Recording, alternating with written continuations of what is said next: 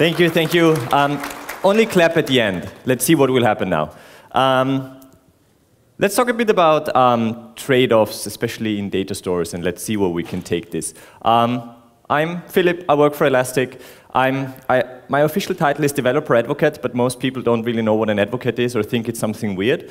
So I always use this avocado. So I'm the developer avocado, and it's much more friendly, and nobody really knows what it's supposed to be. I just travel around and talk about stuff, basically. This is what I do. And it's nice to be back in Kiev again. So when I'm home at some point, I organize some meetups as well, one about databases, one more about academic papers. And this talk also includes some bits and pieces of that. So we want to talk a bit about databases and their trade-offs and a tiny bit of the academic background behind that. So let's see where we can go. That is a question I get very commonly, like what is the perfect data store? And what would be your answer for that? Yes, very good. It depends. Of course it depends. Are you consultants? Because that's normally what you say.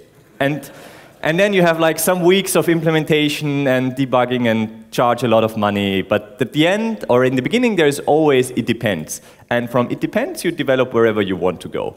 And it depends is really the only correct answer. Because you always have to pick your trade-offs for everything that you do.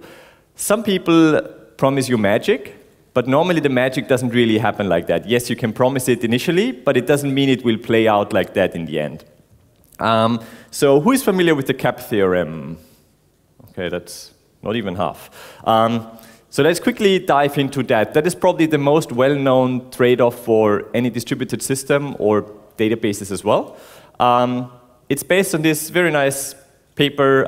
So Eric Brewer had the theory basically at some point, and then two colleagues wrote the paper about it a few years later. And in the end, it's not just about web services, but it's about any distributed system. And you have these three attributes, and you would want to have all three. And the three attributes are, the first one is consistency, or you have a consistent system.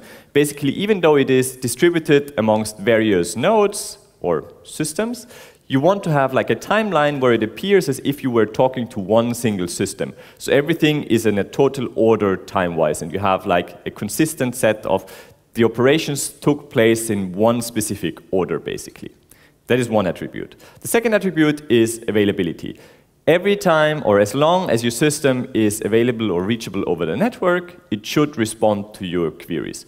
So even if it knows something is wrong internally, it should still respond to your queries. It cannot just say like, I'm not sure what the current state is, I will just fall silent, but you want your system to always answer your queries. And the final one is partition tolerance. Basically, arbitrary messages can get lost in your system, which in a network can always happen. So what this basically looks like is something like this. You have these three attributes, and you can see you cannot really be in the middle. You can only pick two of those three attributes at any point in time. So you have either something that is available and consistent, or consistent and partition tolerant, or partition tolerant and available. If you build a good system. If you build a bad system, you might only have one attribute, or none of them, if you screw up. So it's not like a precondition that you will always have two of them. That's not what I'm trying to say here, but you can have at most two. And basically the thing is very intuitive. For example, if you have three nodes in a cluster, and they're storing some data, and then the network breaks in the middle, and you have on one side you have two nodes, and on the other side you have one node. And they cannot see each other. And then you're writing data, so two nodes here, one node here, you basically have a network partition. They cannot see each other. Then you're writing some data to these two nodes here, and then this other node here has to decide, am I available? Then I'm answering, even though I cannot see the rest of the cluster, I might give you outdated information. Or am I consistent, but then I cannot be available, because then I know, okay, I'm a single node, there are two others, maybe they got some update I didn't see, so I will not answer your queries anymore. And that's basically the idea. And the paper is very simple, because it's really just about the description of you break the network in the middle, and then how does the system behave? And if you don't pick the trade-off explicitly, something random will happen, which is worse than picking something explicitly. There are two basic misconceptions or things that people run into every now and then. The first one is, you say, oh, I have a very stable network. I don't have network partitions. This is not true.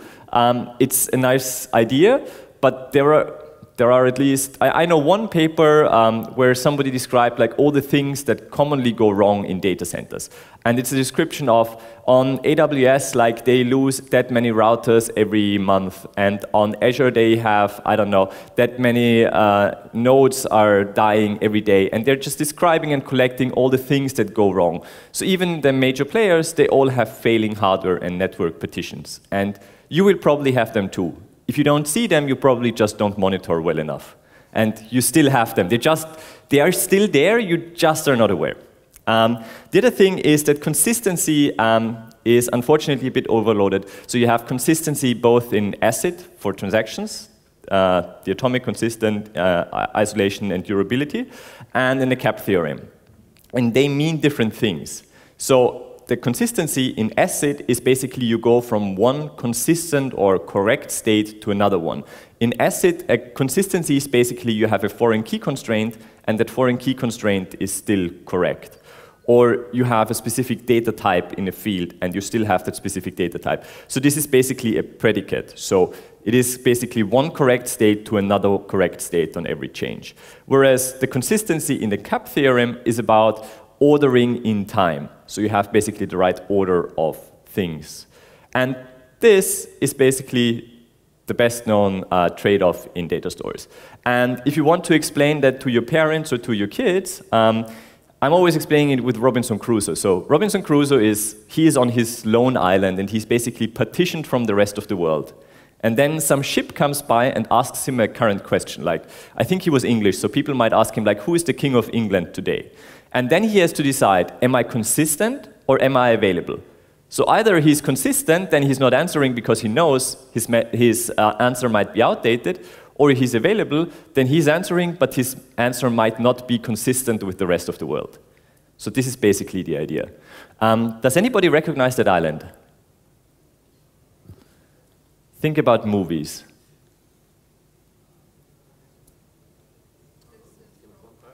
Did anybody watch recent Star Wars? We'll stick to Star Wars examples in the future for the rest of this session, so don't worry. We will come back to a few Star Wars things. So, yes, you can break the CAP theorem, but you will still not get a very usable system. So, for example, def null breaks the CAP theorem because, well, you will always get the same answer, but it's still not a very useful system because the answer is just always nothing. So yes, you can work around that, but that's still not what you want.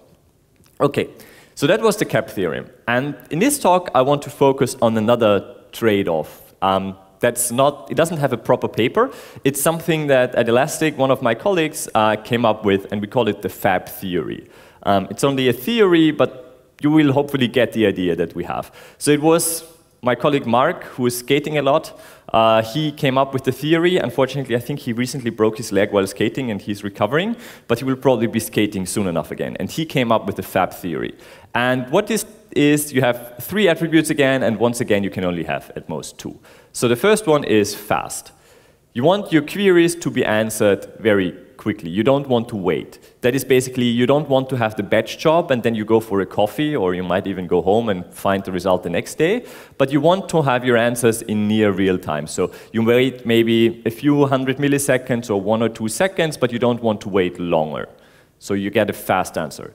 The next one is your result is accurate. So if you do a count, how many times does a specific term appear over my entire data set, you want to have the exact result. It shouldn't be an approximation, it should be the actual value that you have. And then big, where I assume it's just you have multiple nodes who are working together to solve one problem. So you need to parallelize your workload because it's too large for one single instance. And of those 3 attributes, you only can have 2, basically. Yeah, and then every time I mention big, people are thinking big data, and we really don't like the term big data because it has become so buzzwordy, and whatever anybody is doing, it's always big data. We always think you should talk about more specific things, like what are you actually doing? And by the way, if you have something that is running on your laptop, it's probably not big data. So I won't show you real big data today on my laptop. Just to not get the misconception there. Okay, so I assume of these three attributes, the first two are kind of clear, like fast answers, okay, some human is basically waiting for the result and not going for a coffee, in opposed to a batch job. Big is you need to parallelize it, so you need to use more than one node. That's also kind of intuitive. What is this accurate thing, which is not that widely used otherwise? So my examples will use Elasticsearch, well, since this is what I'm using on a daily basis, but it also applies to other systems. And you might find yourself using or being in a situation where another system will use them as well.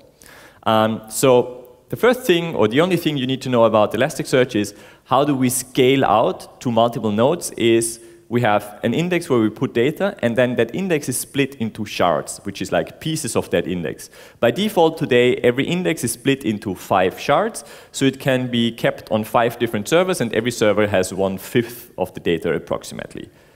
Does anybody know where the term shard is coming from? Because it's kind of widely used by now, it's kind of like a piece of data. Any ideas? Does anybody remember that? Is anybody old enough, like me, to remember this? Yes, Ultima.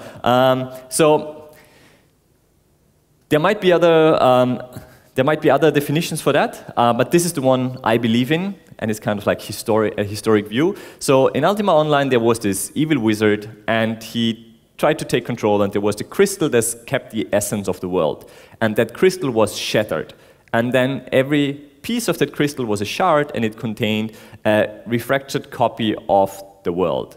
So the entire world was split into these shards, and all of them together would contain the entire world. So the entire system was split up into these shards of the crystal. And this is, at least according to some, where the term shard is coming from. And this is why all the distributed systems nowadays are calling it shard when they split something bigger into smaller chunks. And this is also how we scale. We will get to that in a moment then.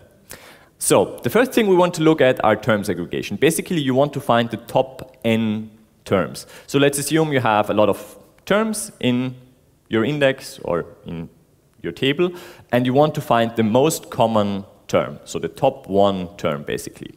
I have taken common words from the original Star Wars. So this was the very first Star Wars. I think now it's called the number 4.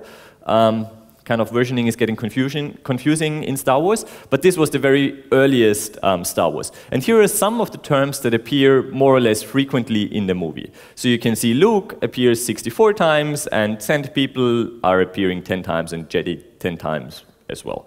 I didn't count them myself, but I looked them up on popular literature, and there you can see, okay, let's assume these are our documents. So basically what I'm doing is I'm having an index with those 5 shards, and I'm storing my documents, like one document always contains one of these terms. So I have 64 documents which contain Luke, and then I have 31 documents which contain R2, and then 20 documents which contain Alderaan, etc. So I will store that, and everything looks good. And it looks something like this. We could also do that live. Let me switch over here.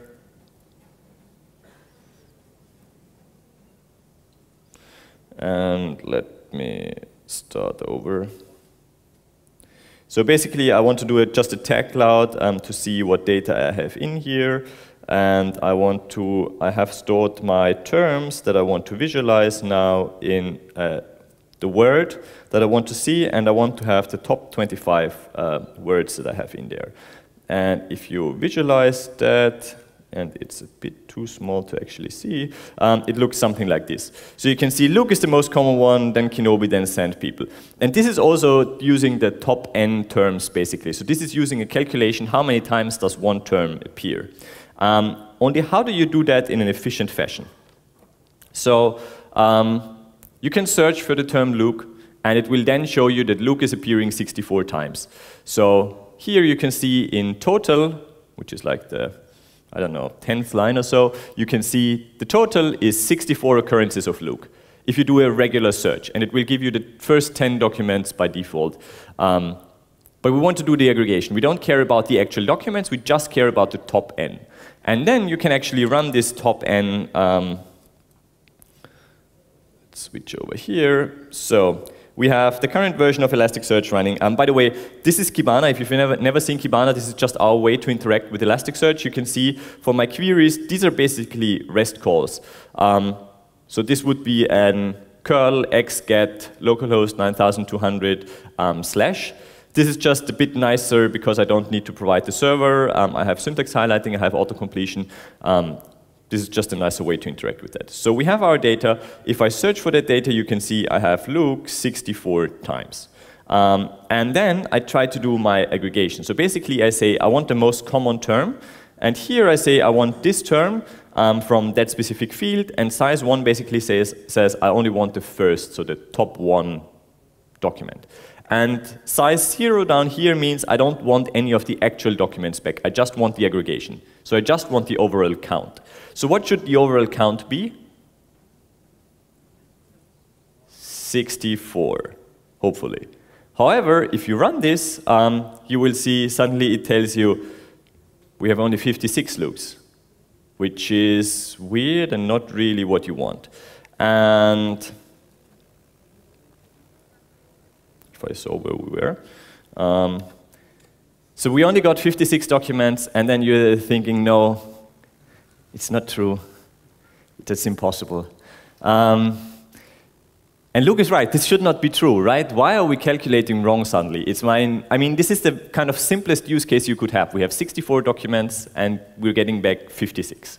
It's just counting wrong. And here, normally you wouldn't get that result. I have kind of cheated. I have set up my data, because normally with a small data set it would work out correctly. I've just set up my data set in a specific way so that it will kind of fail for our example. So what I've done here is, at the very end, so you can see I have added a document Luke. So every second line is the actual document I've stored. So the word Luke appears, I have 64 documents. And the first line is always, where do I put that? So I put that into an index called Star Wars. In relational database, it would be the table. I say it's of a specific type, which is now always _doc, doesn't really matter. And then I have this routing information. And that routing information basically tells me to which shard does that document go. And the first 10 documents, so 0, 1, 2, 3, until 8 and 9, are using a different routing key. But afterwards, I'm always using the same routing key. So the first documents will kind of be evenly distributed amongst all our shards, but all the 54 remaining documents will all go to the same shard. So I have intentionally set this data up to be skewed to go more to one specific shard, so that our results will be off afterwards. And generally, how do we figure out where we put some document is we take that routing key, we hash it. This is the hashing algorithm is now murmur 3, but it's just hashing and it's very evenly distributed. And then we count it modulo the number of shards that we have. But if you always use the routing key 0 and hash that, that will always give you the same result, and that will always end up on the same shard. So the first 10 documents will be evenly distributed amongst our shards, and the last 54 will be on the same shard. And you can already see, since I'm rotating that for the next documents, they will then all go to the first shard and the second shard, etc. You can see our data is not very evenly distributed. So you can see the shard 0, for example, has 70 documents, but the shard 4, for example, only has 26 documents. So we have kind of skewed our data to be more on one shard than some others. And how do you calculate the top n hits now? Since we have this sharding way to split out data, basically every single shard is calculating its own top n results and giving you back those top n results. So my size was 1, since I was only wanting one document back. And each shard is giving you that many results back. So basically each of those 5 shards is giving you a sub-result. And then at the end you just combine the sub-results from all the shards to put them together. So what is the result here? I have size, which is 1 times 1.5 plus 10. What will be the outcome of that?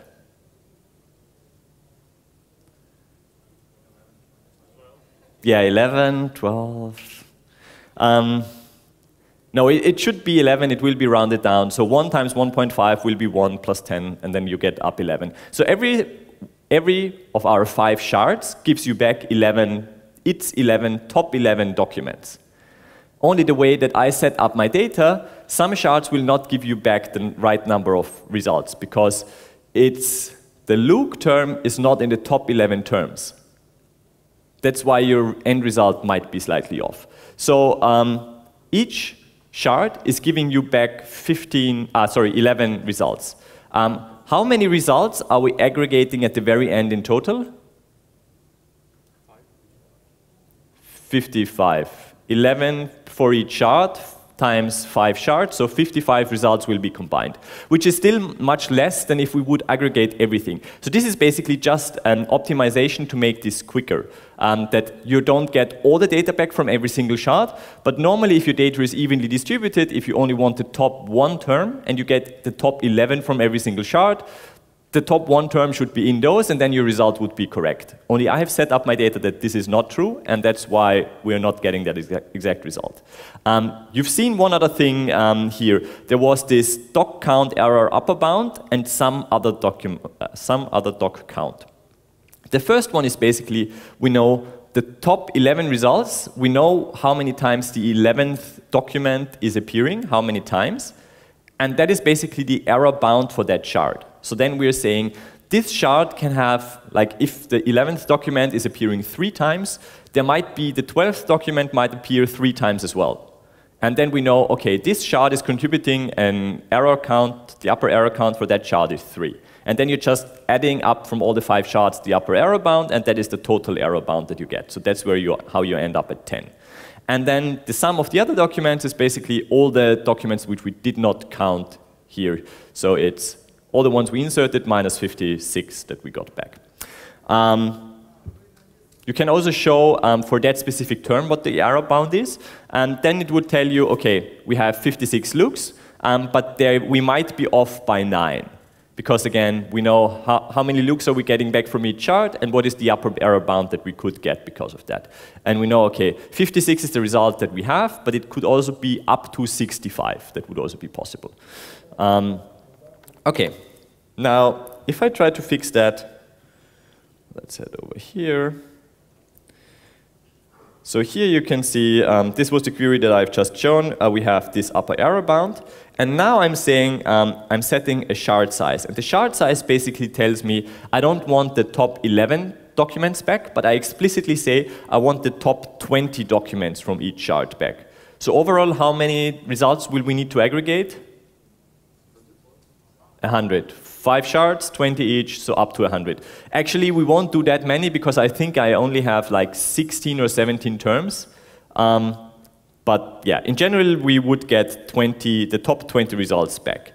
And this one is now giving you actually the right result. So it knows I have 64 documents. It will also tell you there is no error bound, and it knows here the upper error bound for this calculation, since we included all the documents, is also 0. And the non-Luke documents were 224, basically. So from the API, you know how much error there is in your result, but by default, you might get an error, and you will need to check that and see if that is suitable for you, or if there is too much error. But this is a trade-off between speed of the query, or how many resources does it take, and how correct your result is. Okay, we have seen those. Next up, cardinality aggregation. Cardinality is basically how many unique terms do you have over all the documents you have stored. The naive implementation would be you do a hash set, so basically you hash every term, then you see in which bucket it ends up, and then you know, okay, how many of my buckets are filled, that many unique terms do I have.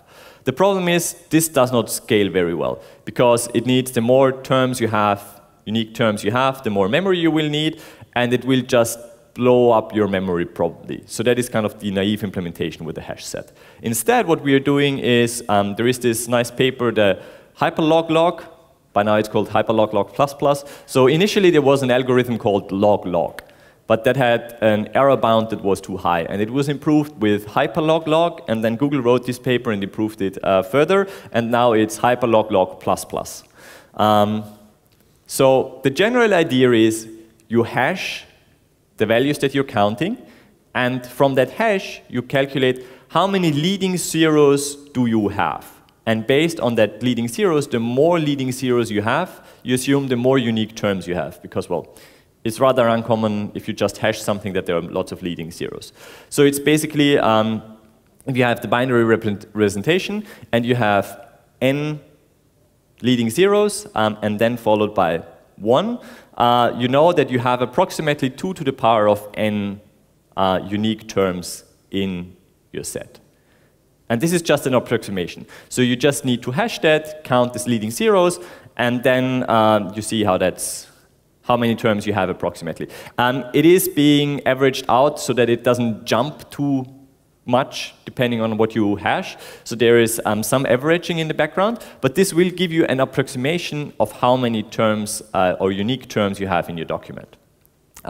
So this will make all your terms very fast, the calculation. So how does this look like? Basically, what we have here, here we're doing a cardinality aggregation. Basically, I'm telling it on this keyword, I want to calculate the number of unique terms.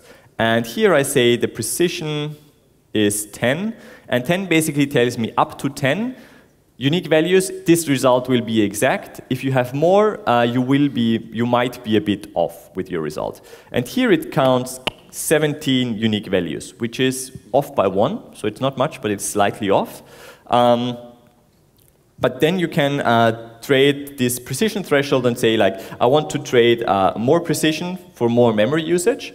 And then with 12 already, it shows you the correct result with 16. Because what this basically comes down to is the default for the precision threshold would be 3000, which is much higher than I have, but my data set is so tiny that I needed to kind of take a lower value. And you can set the maximum precision threshold of 40,000. You cannot set more. Otherwise, we'll just bound it to 40,000.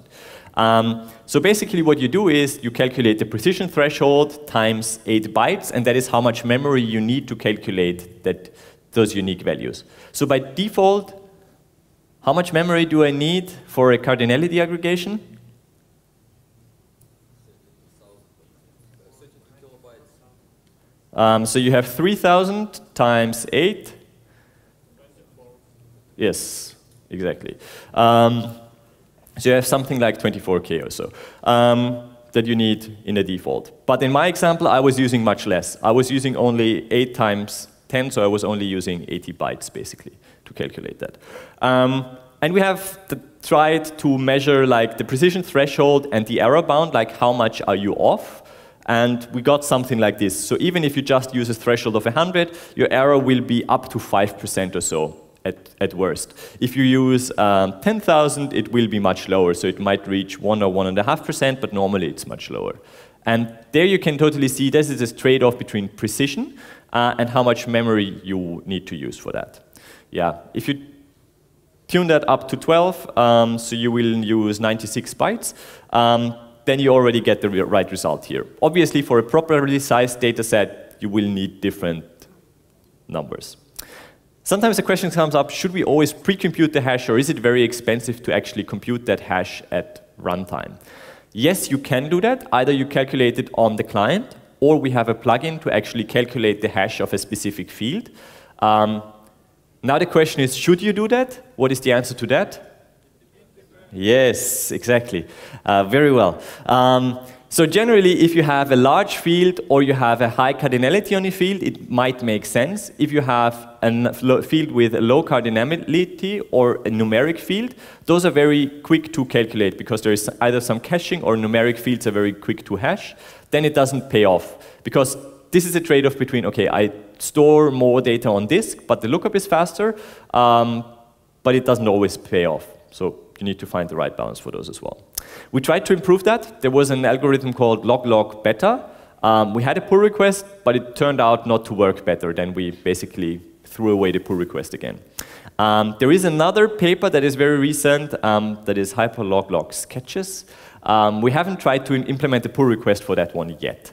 We'll see if that will improve the error rate and the memory usage. Okay, final example, inverse document frequency. This is how we calculate the relevancy of a document when we do full text search. Who is familiar how we do how a search engine works? term frequency, inverse document frequency. Okay, that's not that many. Let's take a quick look. So basically, when I look here, I'll show you the problem first. When I do this search, basically, I'm searching for Luke. And what a search engine does, it gives you the relevancy of each document. So you can see here, I search for Luke, and this Luke here, it's the same document as all the others, has a relevancy of 3.2. And then I scroll a bit down, and suddenly I have the exact same document, but this has a different relevancy, like it's lower. And then I scroll further down, and you can see suddenly I only have 0.2, and it's exactly the same document. Why is one Luke more relevant than the other? That is basically the problem. And this is, again, how we split up the work that we do to actually search. So let's see how we can figure out what is the problem here. TF-IDF, term frequency and inverse document frequency, is the algorithm that we're using to calculate that. We have actually now tweaked the algorithm a bit. It's called now BM25, which is best match 25. So this is the 25th iteration of the best match algorithm. Maybe we will have a best match 30 at some point as well. We'll see. But this is kind of the academic standard at the moment. So basically what you assume is term frequency is if you search for Luke, and if one document contains Luke 3 times, that document is more relevant than another document that contains Luke only once. So basically, here you can see the more times your document appears, the more relevant it is. So the x-axis is if your document appears 5 times, it has a relevancy of, I don't know, around 2 or so. If it only appears once, it has 0 point something.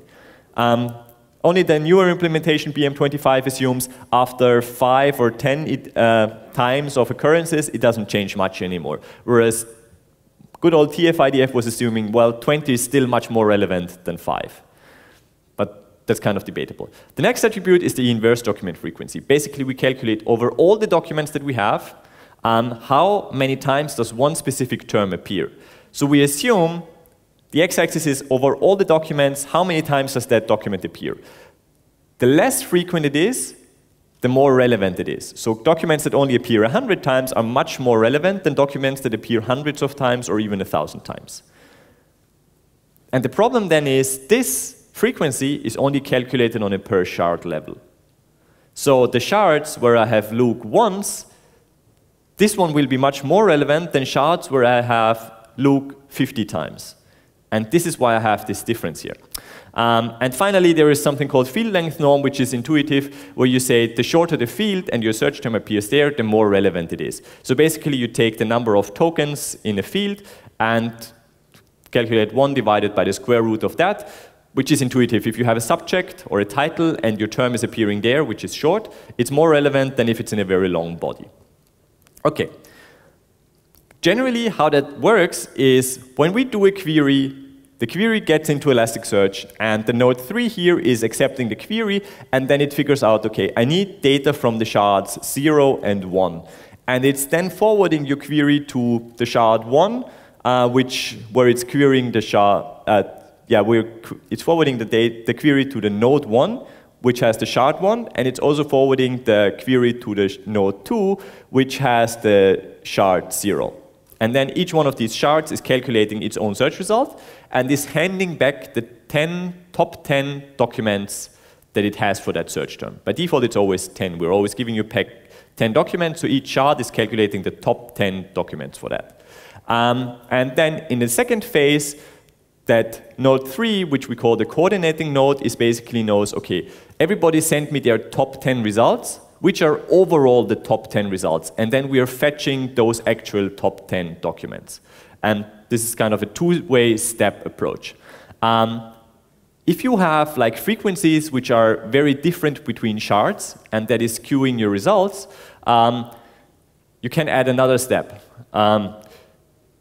Query then DFS, distributed frequency search, query then fetch, which basically adds another step before, where you actually calculate the frequencies across all the shards, then you search which terms are most relevant, and then you will fetch the actual documents. And if you run that, you can actually see now my score is 1.5, and it's 1.5 for everything, because now the statistics are the same across all the shards. And now my search is correct. Should you always use DFS? So first off, yes, that was kind of easy to fix. And then people are always like, yeah, how much performance will this cost? And this is my favorite comic for anything performance related. Because, well, depending on your scenario, it might work well or it might not work well. Don't use DFS, query, then fetch in production. It is really not required. Because normally your documents will be evenly distributed across all your shards. Only in my very simplistic example, it was not the case. Okay, we have done all of that. I think we'll skip that part because we're short on time. So to wrap up, it's all about the trade-offs. We have covered the CAP theorem, which is kind of the best known one, and the FAB theory, which is our theory, where you basically have to say, like, do I want to split out the data over multiple nodes? Okay. Do I want fast results? Then I probably have to trade some precision or correctness. Or if I have a slow system, then you can just go across all the nodes, gather all the results, and then you will see, okay, this just takes time, but this is the right result. Or if you put everything on a single node, then your results will also be much easier to be correct. But then you cannot scale out that easily. So it's basically pick whatever is the trade-off that you want. And that's really the message here. Any questions? By the way, I have some stickers up here. Probably not enough for everybody, but if you're quick, you can get some stickers. Don't fight too much, please. Do we have any questions, if we have still time? Thank you. Only one question. Philipp, first of all, thanks for your talk. My pleasure. And I got a question about statistics for searching for calculating relevance per chart. Is there any way to solve this problem, not for including this point for this parameter to query when we told Elastic to include statistics for all chart? No, by default, you will always have the frequencies on a per shard level. But like I said, normally if you have a lot of data and it's more or less equally spread out over all your shards, then it is not a problem. It will mainly be a problem, for example, if you have a time-based index and you have like one index, let's say you have one index for today and one for this week and one for last week, and then you're searching across multiple indices, and then you're searching for iPhone. Your search will also be skewed because there will be lots more iPhone results now that the new Apple event was about the latest iPhones than the weeks before. So this can be a problem when the frequencies are off, and then you might need to add DFS. But it's normally very specific scenarios where you run into this. So I would say in 95% or so of the use cases, your data is evenly enough distributed that it doesn't matter. But there might be some very specific use cases where your documents are not evenly distributed, and then you might need DFS. You can try, and then you can also try to measure how much performance that will cost you. Because, well, it adds another network hop initially, and then you need to retrieve the term frequencies, and then the coordinating node needs to calculate, okay, how do they even out, and then you do the other steps. So there will be basically one more hop and one more query in the background. Not sure how much time that will add. It will very much depend on how many nodes you have and how beefy your clusters are and network and everything. Okay, thank you for that. Most of the time, DFS is not required. Because when people see, oh, DFS, I will just slap DFS everywhere. Please don't do that. It's not what you want. Thank you for your interesting talk. I have a question. Oops, that is not really related to Elasticsearch, but I think that it is interesting. The last time we have lots of things that become not relevant anymore. Do you think that the breakthrough, the CAP theorem, will happen anytime soon? So I don't think the CAP theorem is kind of very simple. You don't really break the CAP theorem. You just work around it. For example, Google has this data store which is globally distributed, and what they basically do is they say the CAP theorem doesn't matter that much just because they can operate it that well. And basically they say like they have so much experience and they set it up that the CAP theorem, like you don't have the network partition in like 99.9 whatever % of the cases. You don't have the network partition, and then that trade-off doesn't apply to them. They don't get rid of it. They still state like if we have the very rare case of the network partition, we still have the same problem, and then we will decide. and I forgot which way they leaned. But you generally don't work around, or you just work around the cap theorem. I don't think you can really break it, because the theory is very simple. Like, if the network breaks, you need to decide how do you react. But if you make sure that your network breaks very rarely, you will have that problem very rarely. And as long as the network is working, you don't have that issue. Thank you for a great talk, Philipp.